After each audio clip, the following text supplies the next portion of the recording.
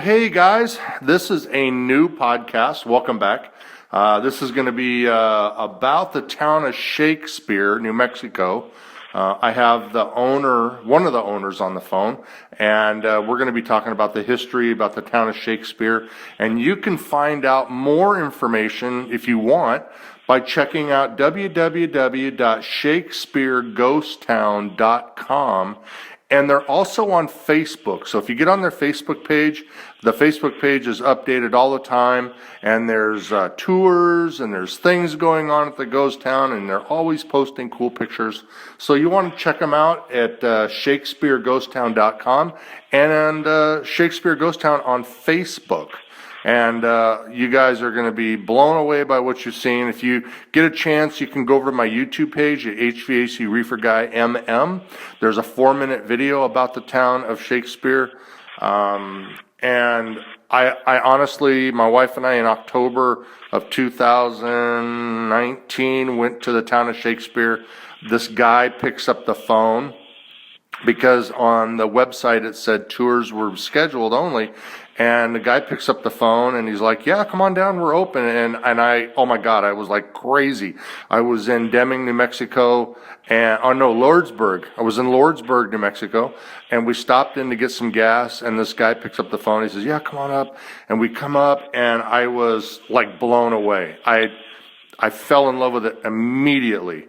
And I was probably, Dave will probably even tell you, I was probably a little nutty because I fell in love with it really quick, and I could not get Shakespeare out of my head. I still to this day, 56-year-old guy, and I think about Shakespeare all the time because it's hard to find ghost towns that haven't been commercialized and haven't been vandalized and haven't had any love and care, and Dave and his family love and care for the ghost town. So welcome, Dave.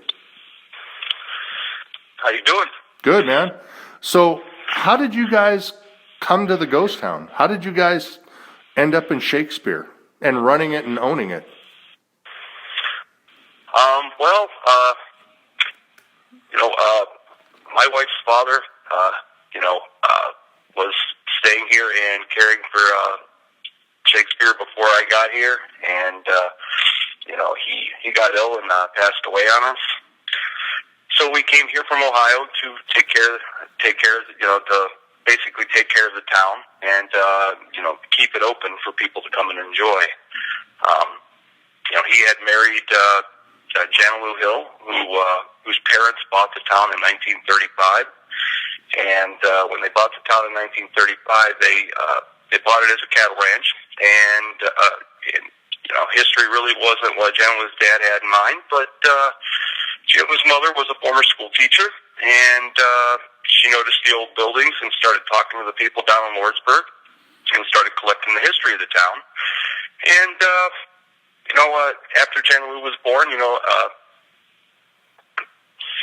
she started preserving the history, and Jana Lou continued on with that legacy of preserving the history and married my father-in-law in 1984. And with my Jana Lou's passing in 2005, and then my father-in-law passed away in May of 2018. Well, that left us to come out here and keep the town going. So you guys, the family comes out here from wherever, Midwest, I believe, and you guys move into the house. There's a house on the property. You move into the house. Was like your first week there, were you overwhelmed by it? Because it's a big place. Did you have clear direction of what you wanted to do? Or have you learned that that Shakespeare has an energy about itself and kind of takes you in the direction that you need to go? Like I said previously, my father-in-law was here before, and we would come down here on vacation from Ohio, and we would come out here, I don't know about every year, but every year we could afford to come out here, while I was here to visit him. So I wasn't really overwhelmed. I kind of knew what I was getting into when we came down here to do this. Mm-hmm. And place. So, it didn't really, it's just, I don't know how to put it in words. It's just a special place to be, and just move on and just try to do what we can. So when I came to the town, there's two sections of Shakespeare. One is the section that is preserved where the tour mostly hangs in the town and people can explore. And then there's another section of the town that's got a building or two that's next to it. And when you look at the town itself, it's pretty big, right? It's not just what you see. There's areas to explore, and there's a lot of history there in the beginning. So when the town was originally developed, I think it was called Mexican Springs because it was around water, right? Well, yeah, and it really wasn't a town during that time. During Mexican Springs, it would have been a watering hole for Indians originally, for Apaches, and then later on as time went on, you would have had wagon trains coming through, and you'd have Mexican nationals coming up as well during that time. And it was actually called Mexican Springs right up till the end of the Civil War. And, even during the Civil War, you would have had both the Confederates from Texas here at one point and also the California Column of Union as well because of the spring. And actually, they found silver in the hills in 1870, and that's what started its very first mining boom. And it was actually, even before that, shortly after the Civil War, it was actually called Grant for a couple years until about 1869, 1870. And then it became Ralston City because they discovered silver here and got together with the president of the bank in San Francisco, and he funded it. William Ralston funded the town, and so they named the town Ralston City in his honor. And this mining boom was a 3-year period between 1869 1870 to about 1872, 1873, and it was blown up because of a diamond hoax at that point. So we'll talk about the diamond hoax because that's a pretty cool story. But so then you have all of that going on with the Mexican Springs. The town is starting to build. When did the first buildings start to show up? Was that when silver was discovered, or was the buildings before that? There were a couple buildings before that because actually in 1856 the Army put what they call a mail station here. The building's called the mail station. It really wasn't for mail, however. It was a stop in between Fort Thorne and Fort Buchanan, which are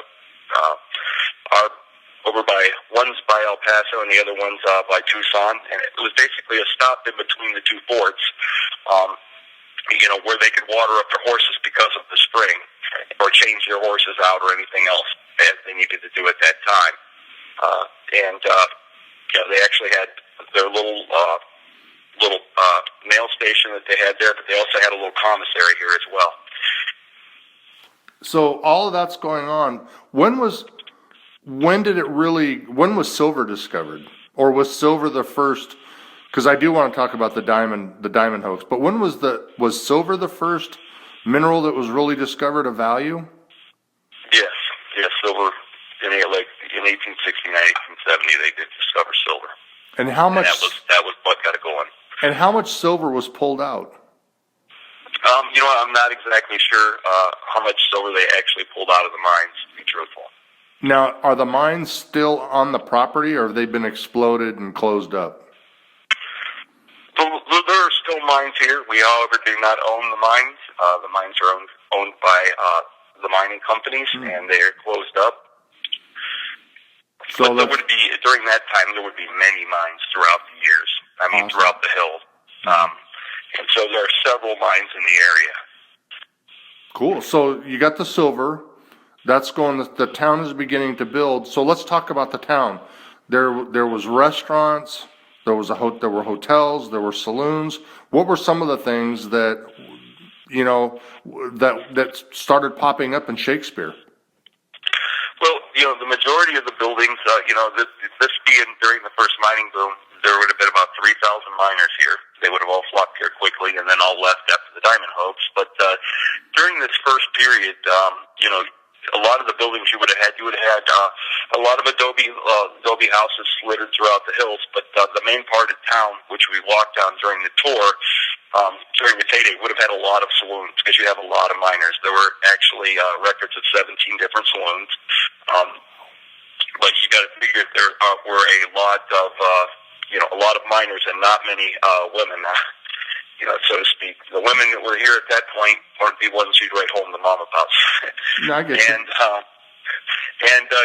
You had there's one hotel here, and it was originally the Army commissary, and it was during this first mining boom, it was changed into the hotel, the Stratford, and you would have the stagecoach station, and a lot of the other buildings. There would have been a barber shop. There was an essay building during this first mining boom, and they had a butcher shop and a meat locker kind of building, and there would have been various things like that here. There were never any schools or churches here at any point.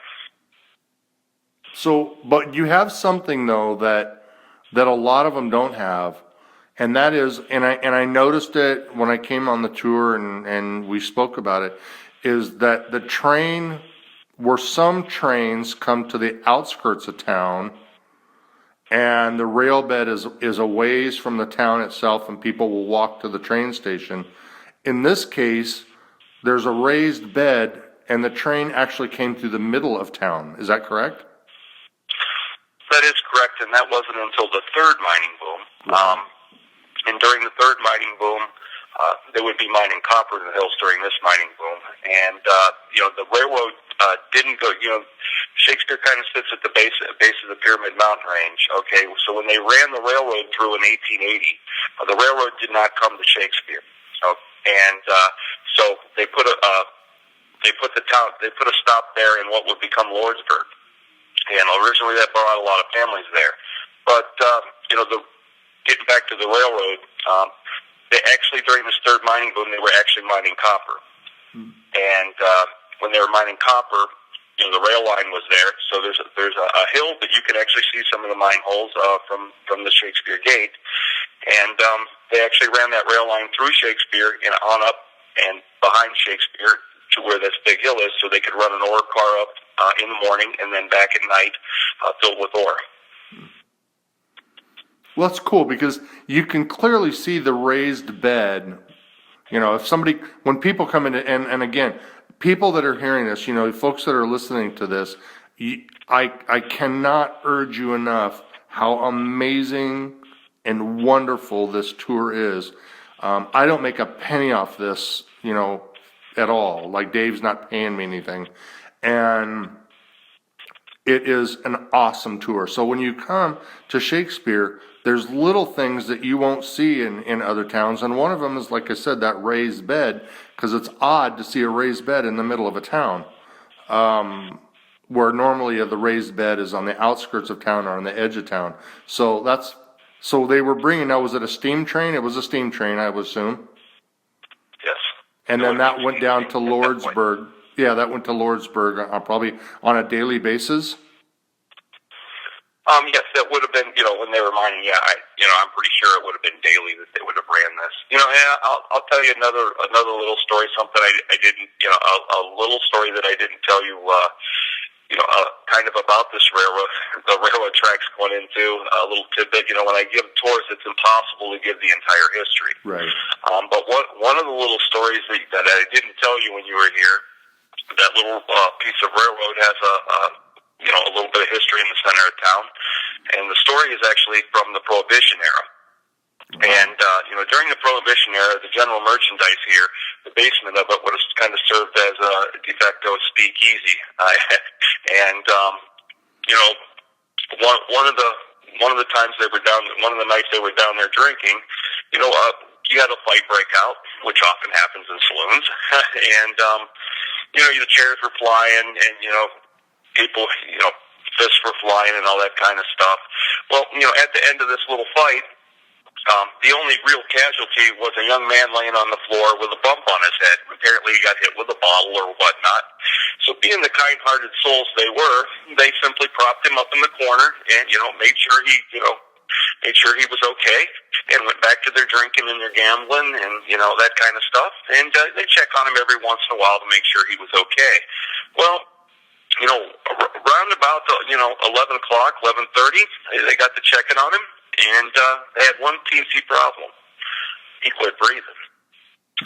Now they have a real problem on their hand. It's illegal to gamble. It's illegal to drink. Now they got a dead man on their hands. So they had to try to figure out what to do. Well, they normally ran that train back through at about midnight. So, they put their heads together and to try to figure out what to do with this gentleman. So they dragged him out to the tracks, laid him across the tracks, and his official cause of death became he got hit by a train. So problem solved. That's funny. That's a good story. Problem is solved. So, yeah, that's a great story. And if you would have told me, I would have been like, okay, where was he laying? Yeah. We've kind of hemmed and hawed about the diamond incident. Let's talk about that, because it is an important part of the history of the town. It is an important part of the history of the town, and this diamond hoax was rumored to be all over out west at that time. But to hear stagekeeper Johnny Evanston, the stagekeeper that reopened the stagecoach line after the Civil War, him and the other folks here swear it was in Lee's Peak here, and you get other various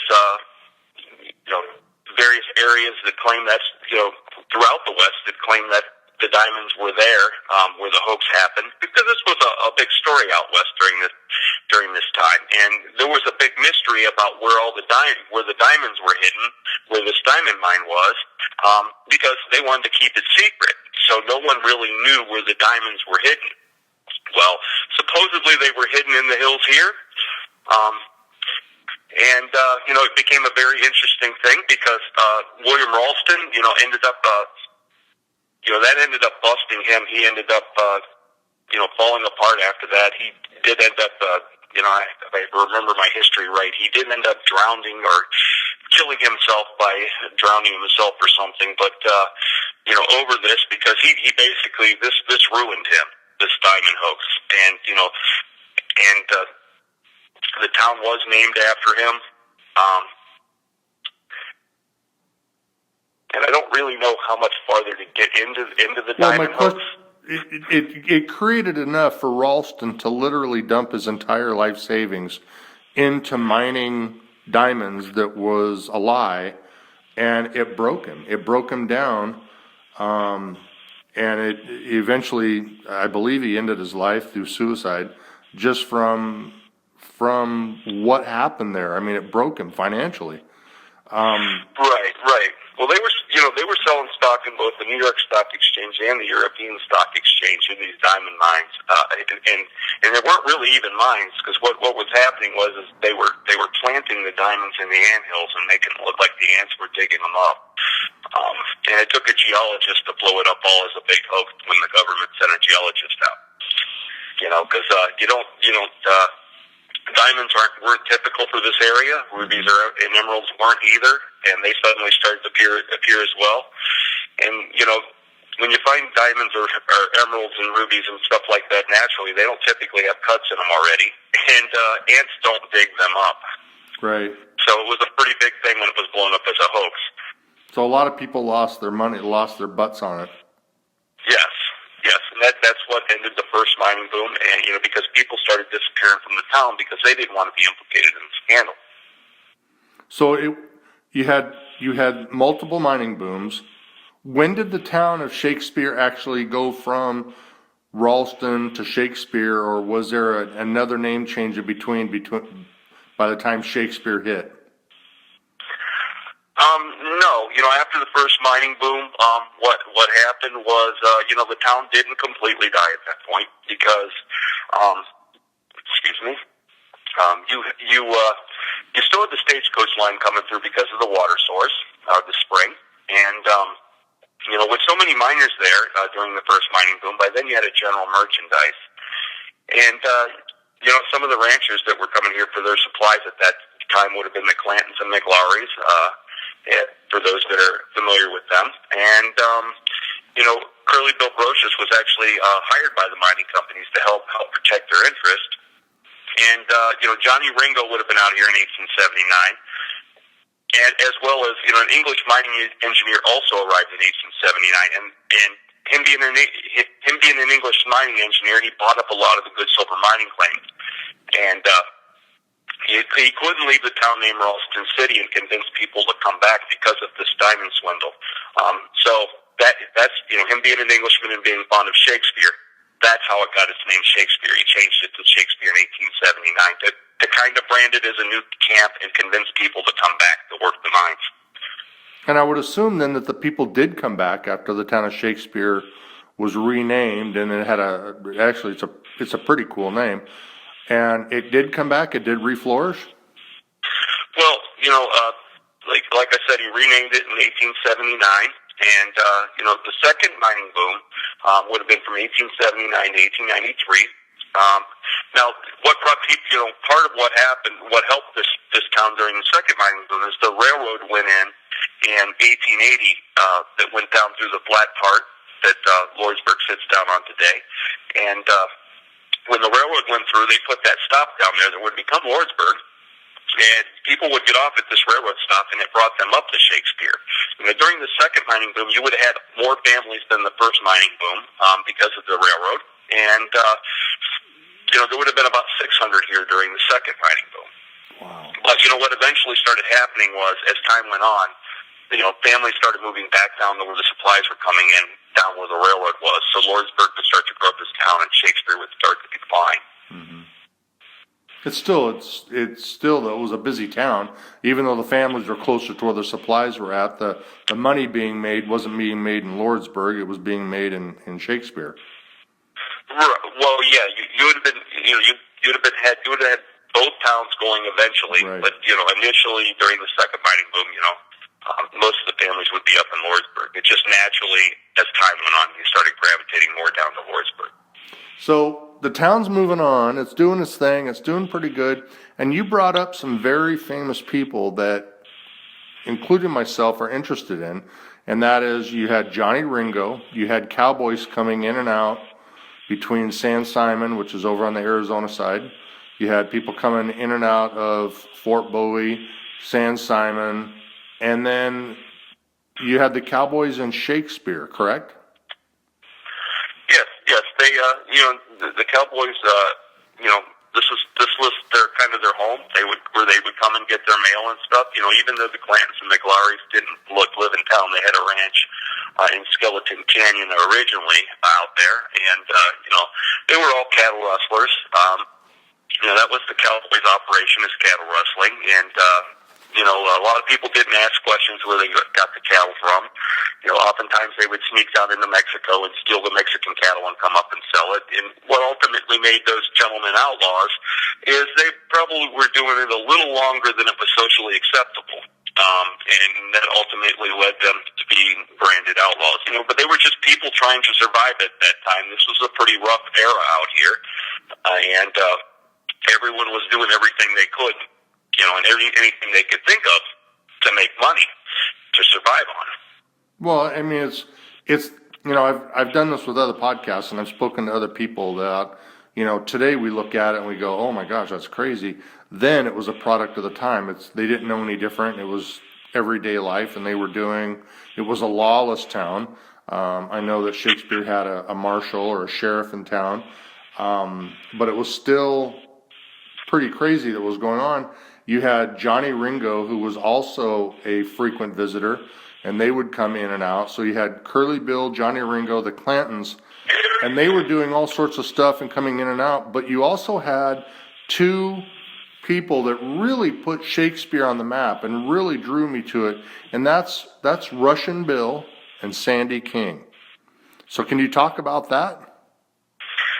You know what? As far as the cowboy element, Russian Bill and Sandy King were, kind of minor cowboys, and you could say Russian Bill was kind of a wannabe cowboy. Right.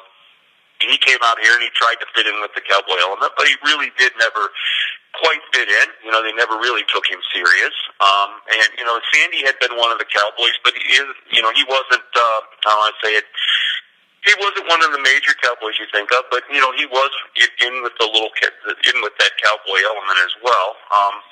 And I guess what kind of makes them famous is they were the last two gentlemen to be hung in the stagecoach station, which was the place where they actually hung people here, because there's not any tall trees here or anything to hang people, so they would often hang them in the dining room of the stagecoach station. But Russian Bill was Russian. He came from Russia. I think his name was Bill Tannenbaum. I'm trying to remember what his first name was. His last name, William Tannenbaum. William Tannenbaum. And I'm not sure. Excuse me. I'm not sure I'm pronouncing that correctly. But it was. William We're pretty close. I'm sure there's somebody by the name of Russian Bill. Yeah, and I'm sure there's somebody listening to the podcast yelling it out. It's this. It's this. So when Russian Bill was because he's got a kind of a funny past, because he comes here and he is enamored with the cowboy lifestyle, and he ends up dressing himself so ridiculous that people know that he's not a cowboy. I mean, he's very right. Yeah, his stuff was a little too fancy. For being out here, his stuff was a little too fancy. Like, nobody would have shiny guns, and he would have the shiny guns, and dress. He was a fine dresser. He did do well with the ladies, but he would dress in he just dressed a little odd for most of the cowboy element. So he's doing his thing, but Russian Bill and Sandy King somehow end up annoying the crap out of the town, correct? To where these two men, the town was tired of the lawlessness, and they were tired of the craziness, and they wanted the cowboys and people that were coming into town to know straight away they're not going to put up with any crap.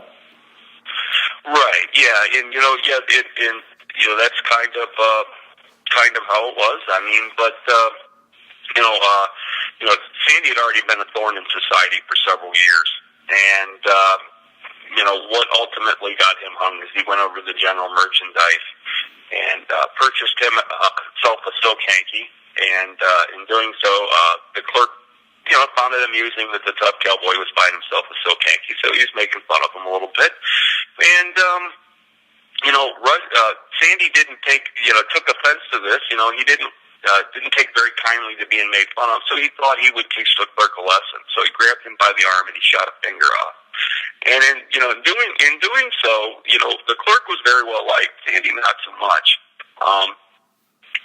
Anyway, and Russian Bill had been a claims recorder in the Pyramid Mining District south of where Shakespeare sits. And when he arrived in town, he had some miners show up after him, claiming he robbed them out of a mining claim. When you're a claims recorder back in this era for land claims, on mines, for mining claims anyway, and you break that trust, that's more than enough to get yourself hung if you start robbing, cheating people out of their mining claims. So they decided they were going to hang Russian Bill for his offense. They might as well hang Sandy at the same time. That way they only have to dig one grave, because, the ground out here is very hard and rocky. Very hard. The standing rule around Shakespeare was, you kill them, you bury them. That kept a lot of the indiscriminate killings down.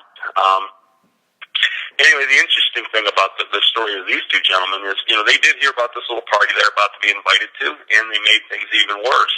They jumped on two horses that did not belong to them, and they tried to ride out of town. Now, they were gathered back up and,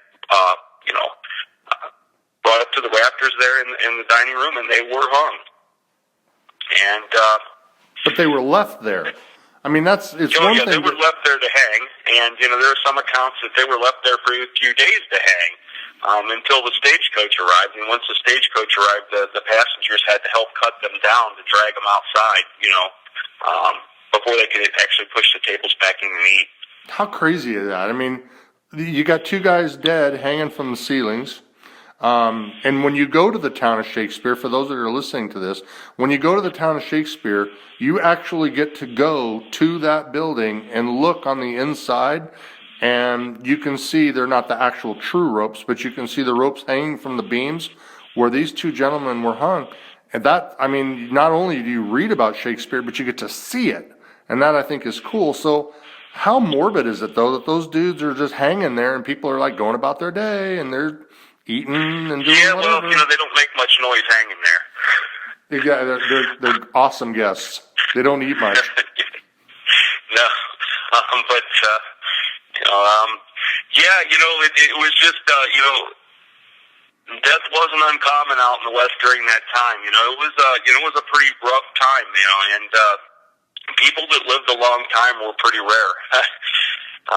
So being so lawless, the militia took their job serious, like trying to keep the peace, and it wasn't like, even though there was no sheriff here, it isn't like there wasn't any law here. And you talk about the Clantons and McLaurys and that bunch. Generally, when those type of gentlemen actually came into town, they were very respectful, and because they weren't, if you watch like the Tombstone movie, it always makes those guys out to be like they were such ruthless people. You got to realize that's just for Hollywood. Yeah, they weren't upstanding citizens. They are obviously cattle rustlers, and they weren't generally good people. But they weren't like as bad as like the movie makes them out to be. But they were very respectful, and they weren't hated here in town. They were just another part of the community. They would get their mail here and stuff like that. Tombstone would later make them famous, but it's neat that they're part of the history. But even while they were getting in trouble in Tombstone, they were still getting their mail here, which is pretty interesting. Right. So you have these awesome cowboys and, the people that we read about in history, and poor old Russian Bill and Sandy King. There's an awesome piece of history, though, about Shakespeare that blew my mind, because it was a part of history that you mentioned, and then I came home and I read about. And that is that in the middle of 1870s, a young guy shows up looking for a job. And it's noted that he was too young and too small for heavy work, and he ended up getting a job washing dishes in town. Yes, well, the story is that Billy the Kid, after he broke out of jail after being arrested in Silver City, he shimmied out the chimney. He was probably only about 15 at this point. He shimmied out the chimney to break out of jail in Silver, and he came down here to Shakespeare looking to make some extra money to make it into Arizona. And him being only about 15, he was actually too small to work in the mines at that point, so they actually put him to work in the Stratford Hotel washing dishes for I don't know if it was a couple of days or a couple of weeks. It wasn't for real long, but he was here briefly. Right, but the fact that you have a town like Shakespeare that you can still visit today, and as we're talking, if you didn't know, you can see Shakespeare on www.shakespearegoestown.com, and you can find Shakespeare on Facebook, and they have pictures. So everything that we're talking about, the buildings, the rail bed, Lordsburg, the cemetery, there's a cemetery that is at the entrance to the ghost town. It's all there for you to see, and I just cannot. I know that I have followers in Europe, so when you guys are planning your trip to Tombstone, please, if you come to Tombstone and leave and do not go to Shakespeare, you're missing out on part 2 of amazing history. There's Tombstone and Shakespeare, and you've got to see them both, because they're only, what are they, like an hour apart, hour and 20 minutes apart? I'm not sure the driving time myself. It's like an hour. I mean, how far are you from Wilcox? You know what? I'm not really sure. About 45 minutes. Get out much because I'm here giving tours most of the time. Yeah, so you're a couple of hours from Tombstone, and in between Tombstone and and Shakespeare is amazing history. I mean, we're in Pierce area, and Turkey Creek is where Johnny Ringo is buried. So he's in between tombstones you can stop at. And the town of San Simon you want to stop at. And Fort Bowie you want to stop at. And Shakespeare and Lordsburg.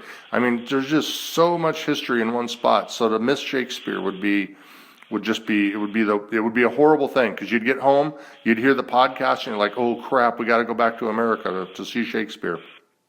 So in 1870s, Billy the Kid comes in for a short amount of time, and he's doing things. There's also discussion that the Wild Bunch, or the Jack Ketchum gang, hung out near town and may have also been in town. Yeah, they may have came through town. We don't have any, I want to say it, real history saying one way or another for sure. I mean, they do. It is kind of the oral history that they were through town, and a lot of times they would hang out south of town in some of the abandoned mines and stuff. But that's a part of history that I don't normally tell, and I don't normally even think about. But yeah, they would have probably been through, during their time. Well, and so when people are hearing you talk about the tour, and this is what I want to let people know too, when you come to Shakespeare, there's no ATM. There's no place to get cash. So please bring cash. Stop in Lordsburg, get some money. Dave doesn't have a money belt around him. And so how much are the tours? The tours are $7 a person, and kids between 12 and 6 are just $3. And we do have what's called a tour weekend. If you look at the website, oftentimes you'll get confused and think that you can only get a tour on that weekend. But that is a special tour weekend that the announcement is on there for. And the only difference between that weekend and any other day is that weekend we have a couple gentlemen, Keith Wilden and another gentleman that come up and help us, because they've been doing this tour longer than I have. I've been here for a little over a year, even though I knew the history and I've been coming here for a while. Mm-hmm. Keith and another gentleman by the name of Rod Linkus have been doing this tour for about 20 years. They were often involved in a lot of the gunfight reenactments and whatnot. But anyway, we're open every day from 10 to 5. But on that weekend, if you arrive for the 10 o'clock tour or the 2 o'clock tour, admission's only $5. Perfect. But like I said, you have to make sure. And the reason I say that is because I really want people to understand that you're coming to a ghost town. So you're going to have to wear comfortable shoes. This is not a Knott's Berry Farm. This is not a Calico ghost town in California where the streets are all paved and it's easy and there's cold drinking fountains everywhere and comfortable bathrooms and there's rides. This is a true 100% authentic ghost town. This is dirt streets. The buildings are beautiful in their own way. They are gorgeous in history, but they are not going to be air conditioning with ceiling fans and fun rides. You're stepping back in time and you're seeing Shakespeare, probably not the way the miners would have seen it, but you're going to have to bring comfortable shoes. Don't bring sandals, because it's going to be uncomfortable to walk around the rocks. Bring tennis shoes, work boots if you have work boots. Do things that that you would normally do if you're out hiking somewhere with water. And bring water, that too, and bring a comfortable hat. The other thing I want people to know is, sorry about this, I'm getting a phone call. The other thing I want people to know is that if I'm correct, Pancho Villa was in town? He may have been through, and he may have bought some horses from here. But he would have been in and around the area for sure. I don't know whether he was actually through town, but he may have been through and bought horses here, and during his time as well. we don't have any real history saying he was actually here, but he may have been. I mean, and it would have made sense that he would have came here to buy horses or something, but we don't know that for sure. And then, no, and this is another story, and we spoke about it the other day. It's a story that can't be authenticated. Is that right? Authenticated. There you go. Can't be authenticated. But there has been a story that Curly Bill Brocious, after being killed by Wyatt in Sulphur Springs, or in the over by St. David area, they think. Iron Springs, that's what it was, not Sulphur Springs, Iron Springs. And people were yelling at me going, it's Iron Springs. Curly Bill, when he was shot by Wyatt in the Iron Springs area, that his body was brought to Shakespeare and buried down in the basement of the store, correct? Well, it's a story. Right. There's no way to authenticate this, but according to the people of the town here, actually, Wyatt Earp, even though he claimed he shot Curly Bill, according to the people here, that never happened. He never shot. He claimed he shot Curly Bill, but that never happened according to the people here. According to the people here, they claimed that actually Curly Bill had developed measles and died of measles and was buried in the bottom of the general merchandise to keep his enemies from gloating about his death. In other words, they wanted to keep it hush-hush and no one to know that he had passed from this. And that's the story that the people tell here. Now, there really is no way to authenticate that. We do know there are bones underneath the general merchandise, but there's no way to really prove that they're his. But it is an interesting story. Well, it's enough that there's a staircase to the general merchandise store because it burned down, right? I think is what I read. Yes, it was lost to fire in 1997. So it was lost to fire. There is the cement frame or the basement, and there is a basement, and then there's a floor poured in the basement. Probably at some point they put a cement floor in, and if Bill is down there, he's covered up for eternity until somebody jacks up that floor. But, again, I don't know why you would want to do that. But it is interesting history that even though Shakespeare is in New Mexico, there is still a tie to Tombstone. And there's a tie to Arizona because the Cowboys frequently went back and forth between the two. And, it's a great story about the measles because I had heard that one too. Yeah. Let me speak this about, I know there's ties to Tombstone, but if you've been to Tombstone and you're expecting to see what's at Tombstone at Shakespeare, we are completely different, experience than Tombstone. We are very uncommercialized compared to Tombstone. In other words, when you come here, you will not see like 50 different T-shirt shops or 50 different, places trying to sell you something. That's not what we are. We are an authentic ghost town. We're not a tourist trip. Well, and that's what I've been trying to, I want people to understand when I was telling you about how to bring your money, because there's no ATMs. You're going to have to make sure that you stop at Lordsburg to get cash. And that is true because even though there's a tie as far as historically goes, like Russian Bill went back and forth between Tombstone and they went back and forth between Charleston, Contention, Tombstone, and right in there was Shakespeare. So the Cowboys, they moved around in those areas. That whole cowboy element would have been going back and forth between both, around the whole area. Right. But I do want people, and what Dave has said is correct, do not expect to come to Shakespeare and expect horse and buggy rides, or don't expect to see stagecoach rides, or Tombstone has a trolley car that goes around and drops people off. There is none of that. It is 100% authentic.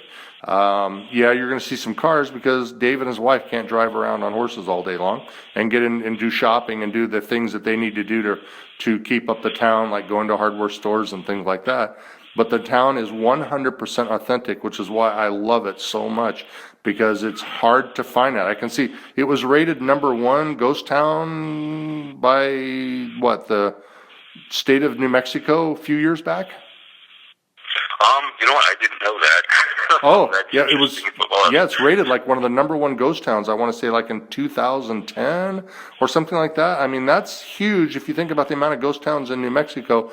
The state of New Mexico rated it #1. I mean, that's crazy. So let's talk real quick, because honestly, Dave, we're at 45 minutes. Oh, okay. So we got about 10 minutes left. So let's talk about the town itself. So they come to the gate. They park in a parking lot, and the road is easy. You can get to Shakespeare with a car. You don't need a 4-wheel drive truck. You don't need a high clearance vehicle. It is a dirt road, so take your time and be careful when driving it. But you can get to the town with a vehicle. If you fly into Tucson, you can get a rental car and take the rental car. It won't damage the rental car. It's a safe drive. It's no problem. So when you park, you're gonna have a gate, and Dave will come out and say hello to you, and he'll be dressed and ready for a tour. What are the things that they're gonna see on the tour? Well, during a tour, I give you, usually once we start the tour, you get the history of the town, and we take you into the various buildings. Like we go into the stagecoach station, and that has the saloon connected to it as well, and the dining room where those two gentlemen were hung. And we walk down Main Street, which the main street of the town, which name was changed to Avon Avenue when he was busy renaming the town Shakespeare. I take you into the hotel. You'll get to see the mail station. We still have the SA office still stands as well. We have a wonderful blacksmith shop as well. And, there's, a few other things to see as well. But, the tour takes about an hour, at least an hour it can take up to 2 hours and sometimes longer. It just depends on conversation, but it's a pretty extensive tour. Well, I think I was there, honestly, like 3 hours. And you may have been. It all Dave depends, couldn't get rid of me. Depends on conversation, and like I said, the tour is pretty extensive. Well, I think Dave was looking at the clock, going, "I'm ready for lunch. It's time for you to go." And I'm like, "No, dude, I'm ready to go." No, he was not like that at all. But the town has. You have that's not part of the tour, but it's worth a stop. The Shakespeare Cemetery. Then you have the parking area. You come into Shakespeare. There's multiple buildings there. There's a lot to see. You have a powder room, right? That's built into the side of the hill. I mean, you have a powder room. The Powder Magazine.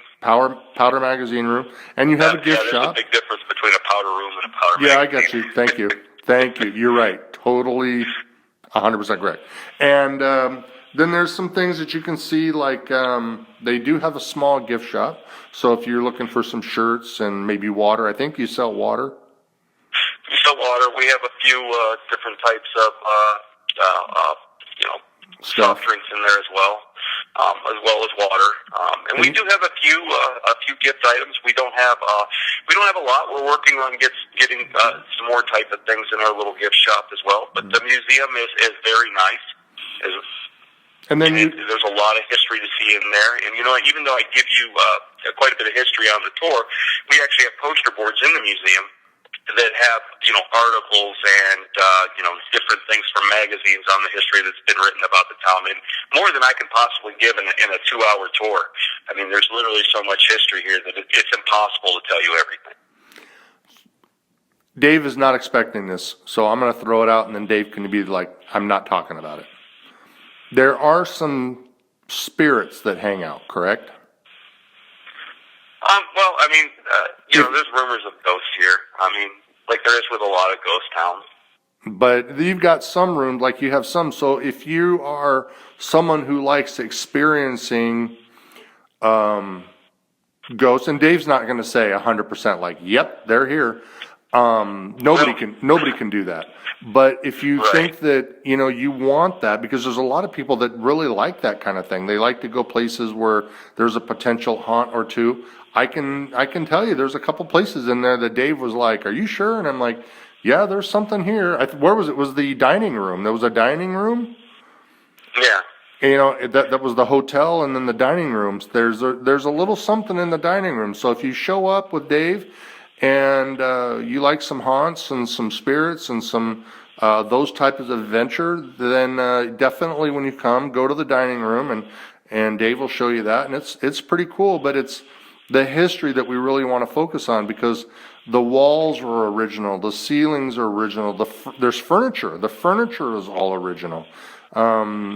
There is silverware and plates that are original. It just blows my mind that Shakespeare is there and not everybody knows about it. It's crazy.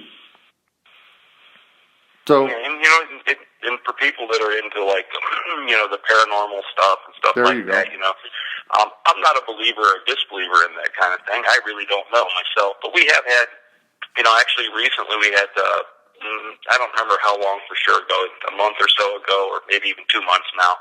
But we did have a paranormal, some people that came in, took a tour, and then wanted to come back with their paranormal equipment. And, they claim that they, got some stuff here, and they claim that there are people here. But I've never really experienced anything myself. Mm-hmm. But it's definitely there. Occasionally, I swear I turn lights off and they're on. But just simple stuff like that. Right. So there's a lot to see in Shakespeare. So again, if you guys want more about Shakespeare, look him up on the Facebook page. That's on Shakespeare, and you can also see lots of cool stuff in history about Shakespeare at www.shakespeareghosttown.com. Again, I'm not paid for this at all. I just really wanted Dave, he owns it, on a podcast. We've been talking since October 2019 about doing this podcast because I just absolutely love the town. It grew on me in a short amount of time. And I think if you guys go to Shakespeare, it's going to grow on you, and you're going to see why I rant and rave about it, because, or not rant and rave, but I rave about it because it is just a really cool place. Anything that you want to tell anybody before we go? The only thing I can think of is if you decide you want to come and take a tour, it is exit 22 off of I-10 in Lordsburg. If you get off at exit 22 and head south, you just watch as you're headed south and headed out of town. If you get to the cemetery, if you see the cemetery you went too far, you kind of watch for a road that veers off to the right that has a little sign there that says Shakespeare to the right. By it, and you just stay right and follow it around, and it'll lead you right to the gate. And then when you get to the gate, if you don't see me right away, the number is on the gate to call, and if you call... what is the number? The number is 575-542-9034. 575. And it is best to call, if you know you're headed out this way and want to take a tour, it's always best to call ahead as well, because there are days we are closed. If I have to go out of town on business or something, we will be closed on that day. So it is best to call just to make sure I'm here. I'm here most days, but there are occasional days when I'm not. Awesome. Well, you guys, listen, we're at 53 minutes, Dave. And okay. And so we're going to close this one up, and I tell everybody, Dave, because you're new to me and we're new to each other, I tell everybody the same thing. Please, please, please be good humans. That's like the number one thing. There is so much craziness and weird stuff that goes on in the world. Just be good humans to each other. Hug the ones you love a little tighter. Don't forget about the ones out there that need help, because there's family and folks around you that need help. And you know what? Just going by and saying hi and maybe dropping a card or grabbing a quick meal over at Taco Bell or something and bringing them to them, that just makes a world of difference. So, and also every single penny that is generated from this podcast and all my podcasts go to the American Cancer Society and the Hope Lodge. And the Hope Lodge, what they do is for every $50 donated, a cancer patient gets to stay absolutely free at the lodge It's very comfortable for them. They get free meals. They get evening activities. Families can come and visit while the patient's getting cancer care. And 100% of every penny that is generated from our podcast that you're listening here goes to the American Cancer Society and Hope Lodge. So please let folks know about the podcast here on Anchor and Apple, iTunes, and Spotify, because that's our goal. Our goal is to get another $50 going so that we can help some more people stay another night for free at the Hope Lodge, and they don't have to worry about cancer care and chemo and all the things that are going on, and then have to worry about where they're going to stay near the hospital. So that's what we do. That's what we're about. And I just appreciate you guys so much.